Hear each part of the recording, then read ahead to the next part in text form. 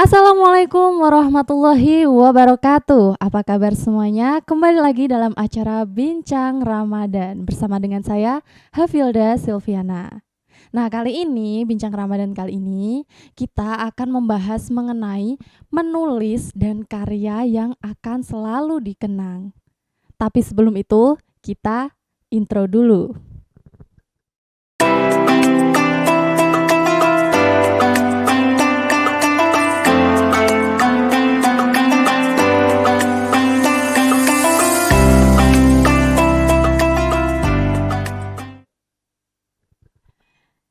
Kembali lagi dalam acara Bincang Ramadan. Nah, kali ini kita akan kedatangan seorang perempuan, yaitu Ibu Tuti Nurul Janah. Assalamualaikum Ibu Tuti. Waalaikumsalam warahmatullahi wabarakatuh. Apa kabarnya Bu hari ini? Alhamdulillah. Alhamdulillah. Nah, setelah kemarin kita membahas mengenai menulis Instastory dan History, yang mungkin kalau teman-teman belum melihat videonya bisa teman-teman cek di deskripsi, di kolom deskripsi ada linknya di sana. Nah, kali ini Bu, kita akan membahas mengenai menulis dan karya yang akan selalu dikenang. Dan di sini kita ingin tahu bagaimana pengalaman dari jenengan dalam memulai menulis ini. Jadi boleh Anda ceritakan bagaimana pengalaman awal menulis dan sejak kapan itu? Jadi memang menulis itu sesuatu yang menarik ya sebenarnya, karena dengan menulis kadangkala kita bisa menemui hal-hal yang tidak terduga sebelumnya.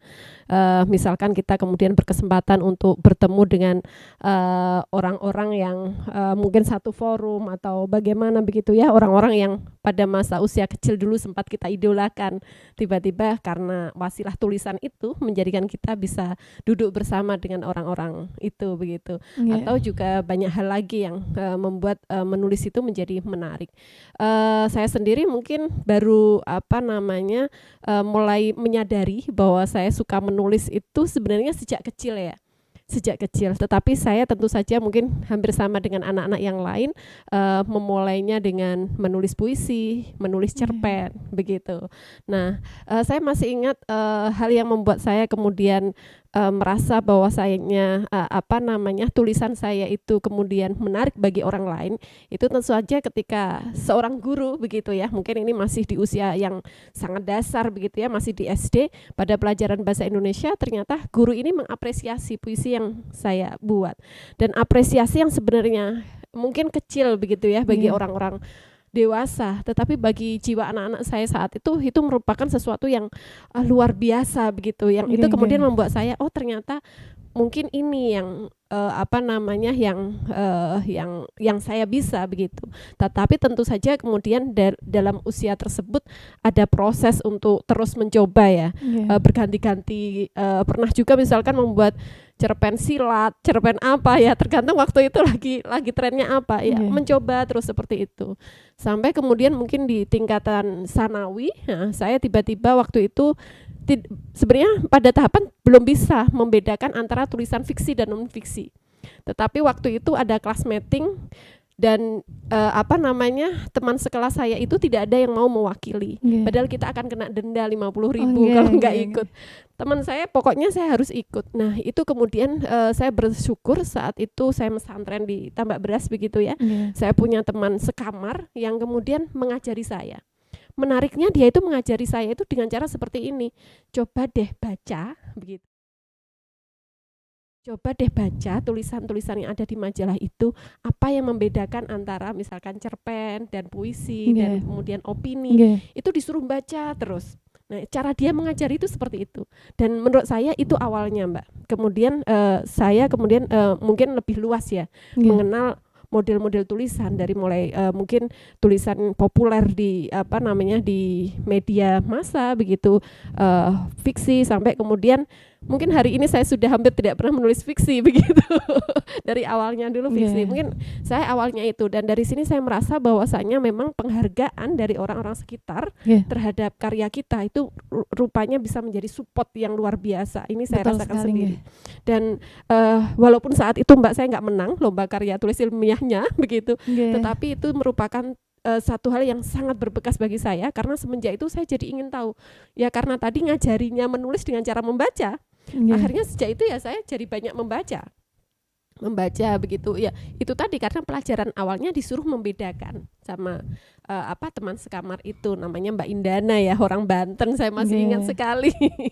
Iya. Jadi yang jenengan tulis awal-awal itu memang yang kayak cerpen, puisi, ngoten juga. Curhat kayak gitulah, sama dengan anak-anak muda yang lain ya, anak kecil ya malahan.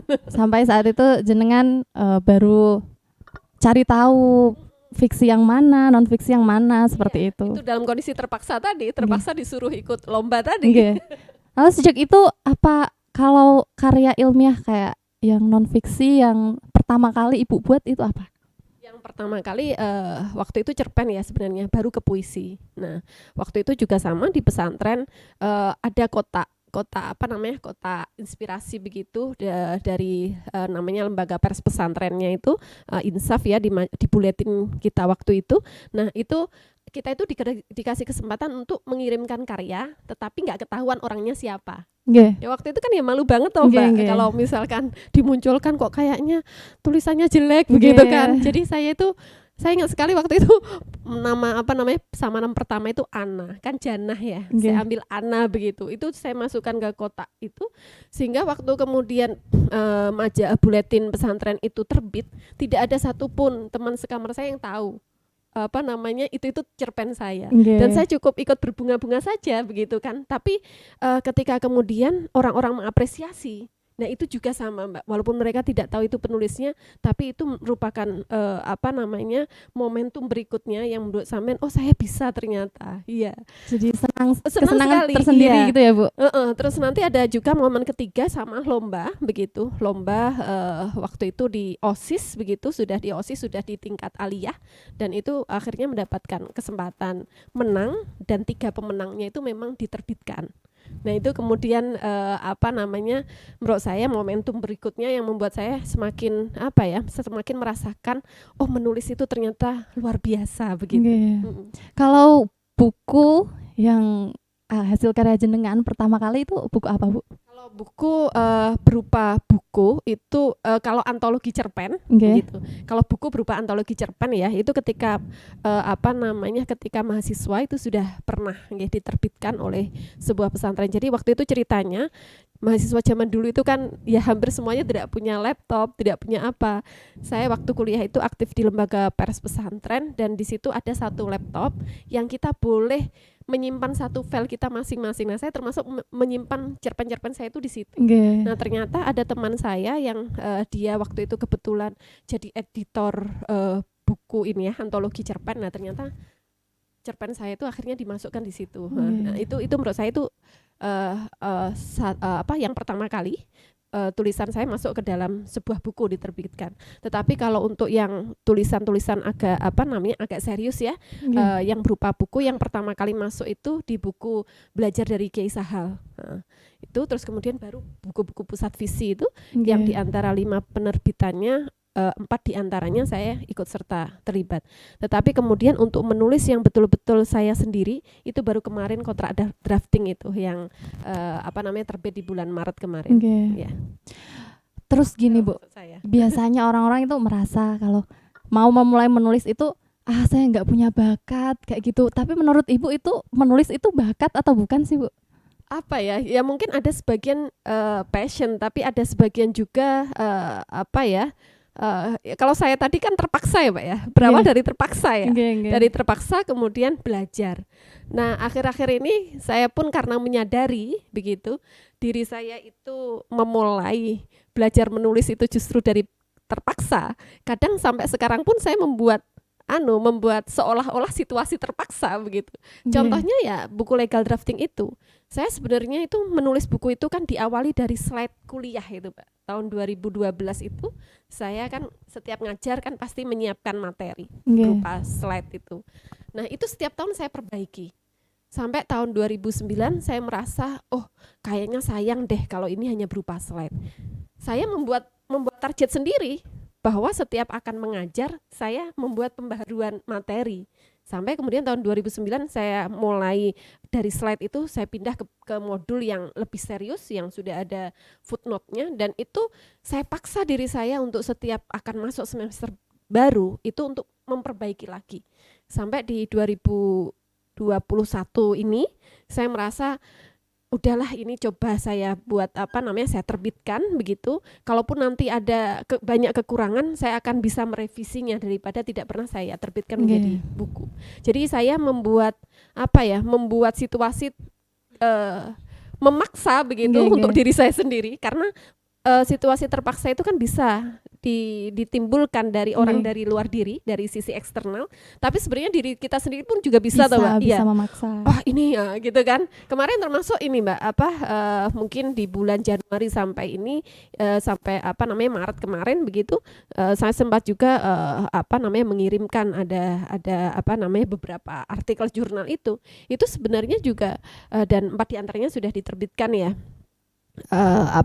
di bulan-bulan Maret April ini. Tetapi itu juga sama, sebenarnya nggak ada yang memaksa. Saya sendiri yang kemudian membuat situasi terpaksa, sehingga di bulan Januari itu saya kayak orang bahasanya kerja bagai kuda. Kerja keras sekali. Iya, tapi ya itu tadi nggak ada yang memaksa, saya sendiri yang memaksa diri saya sendiri begitu. Tapi dalam perjalanan jenengan pernah menemukan kesulitan atau tidak, Bu? Wah ya sering, Mbak. Nah, bagaimana Anda mengatasi kesulitan-kesulitan Anda itu? Makanya saya itu kata kuncinya ini sebenarnya, saya menghargai setiap, saya katakan kemarin, status, story begitu kan, curhatan yang saya tuliskan itu bagi saya semuanya berharga. Ya, karenanya kemudian apakah saya pernah gagal? Ya banyak, kemudian ide-ide di HP itu kan banyak, Mbak, bank tulisan ya. Oh saya punya ide untuk ini, tapi nanti mandek di halaman ketiga, nanti mandek lagi di halaman keberapa. Sampai ini saya juga masih punya PR 2 harus saya revisi, makanya tidak semuanya langsung keterima begitu.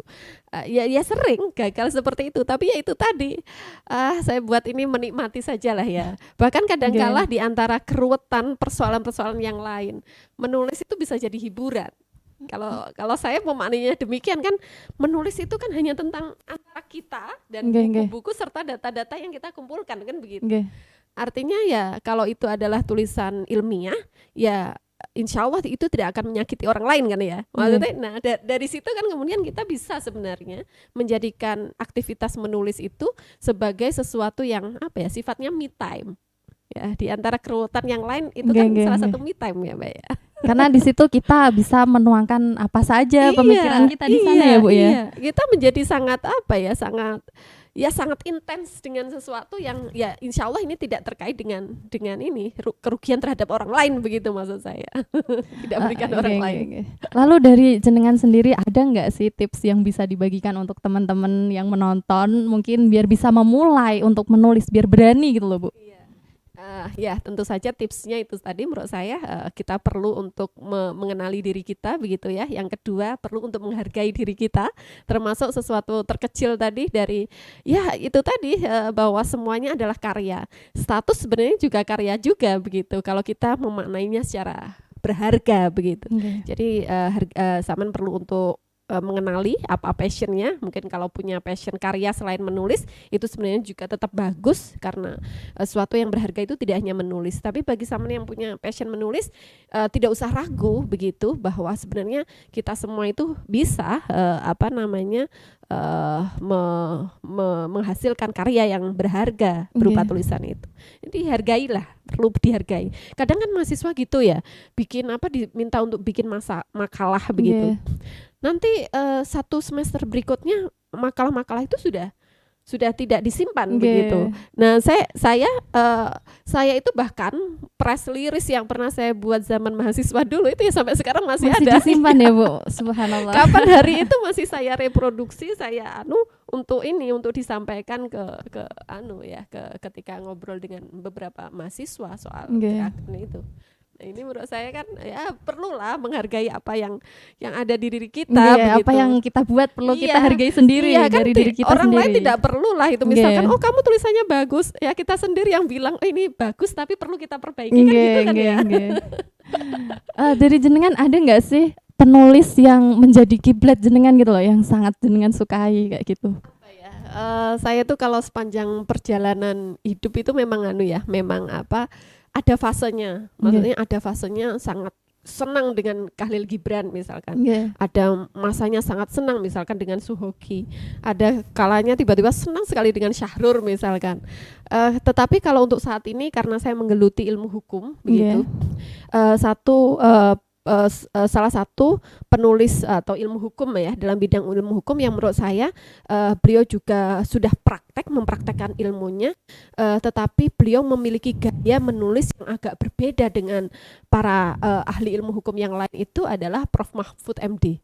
Ya, Prof. Mahfud MD itu gaya menulisnya dari 2 atau 3 buku yang saya baca itu, beliau sedikit berbeda dengan para pakar hukum yang lain gitu, yang biasanya kaku begitu ya. Beliau bisa membahasakan politik hukum itu dengan sangat bagus begitu. Ya, kalau yang lain-lain banyak lah ya, seperti Kiai Mustafa Bisri, itu juga salah satu idola saya begitu, karena mungkin beliau sastrawan. Oh iya Mbak, saya punya pengalaman misalkan untuk ini ketika menjadi editor buku itu. Jadi untuk membahasakan bahasa lisannya Kiai Mustafa Bisri ke dalam bahasa tulis. Mungkin karena beliau sudah terbiasa menulis sehingga bahasa lisannya itu sangat runtut dan sangat enak sekali membahasa tuliskan bahasa lisan beliau. Nah, ini menurut saya juga salah satu yang luar biasa Kiai Mustafa Bisri ini. Nah, setelah ini kita masih akan ngobrol lagi dengan jenengan. Yang lain ya. Iya. Tetap di Bincang Ramadan.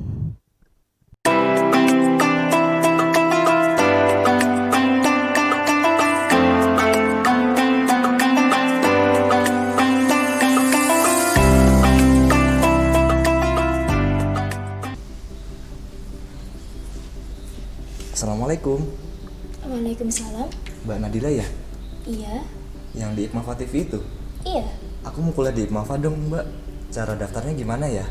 Oh, mau daftar di IPMAFA? Caranya mudah kok. Kamu bisa daftar via online. Caranya, cukup klik web info.pmb.ipmafa.ac.id, klik pendaftaran dan isi formnya. Setelah itu, upload semua berkas kamu dan kamu bisa langsung ikut ujian online.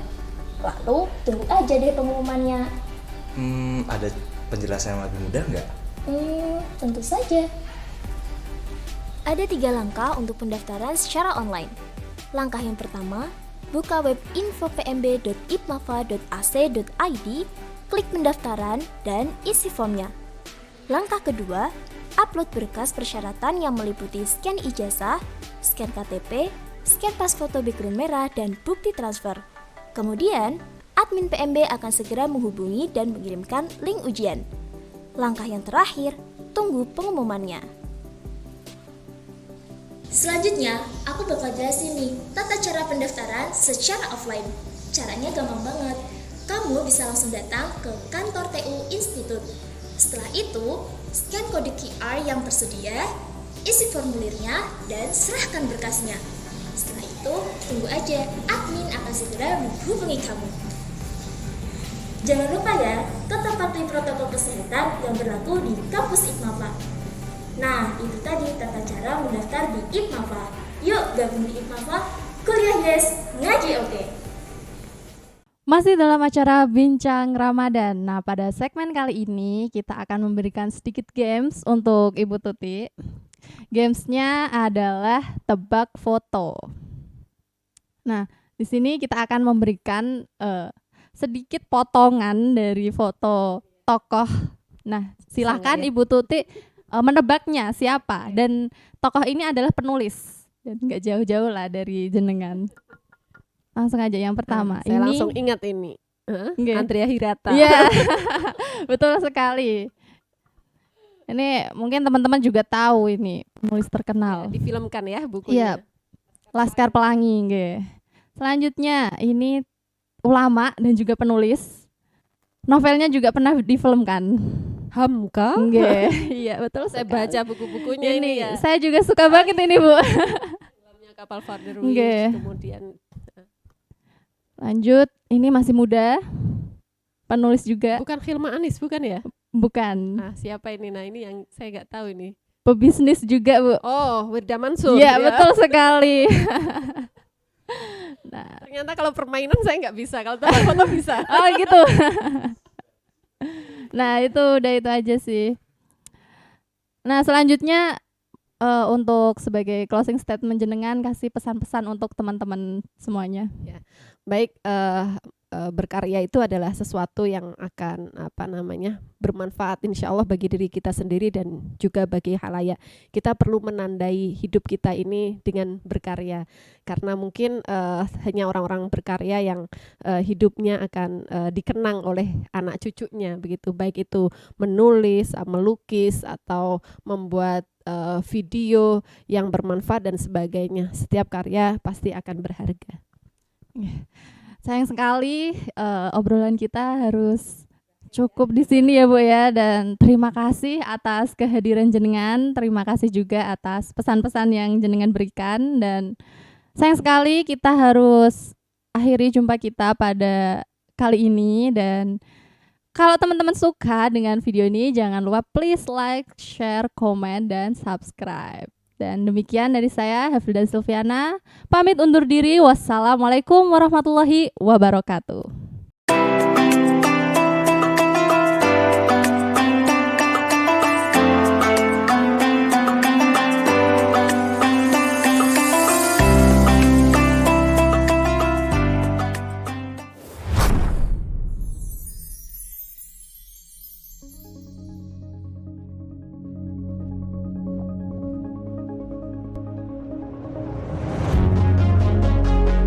Selamat datang di program studi Komunikasi Penyiaran Islam, Fakultas Dakwah dan Pengembangan Masyarakat, Institut Pesantren Matholiul Falah, Pati. Di program studi Komunikasi dan Penyiaran Islam ini kita akan mempelajari dan mendalami berbagai hal ya, khususnya yang berkaitan dengan dunia digital ya. Mahasiswa selama kuliah akan mempelajari digital broadcasting, teknik kamera dan videografi, ya, sinematografi atau perfilman, ya, editing, desain visual dan lain-lain.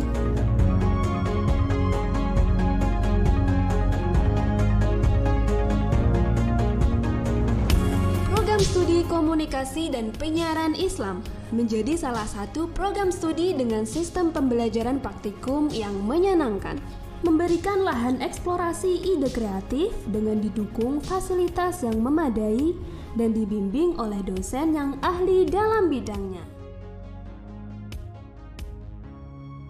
Salam komunikasi.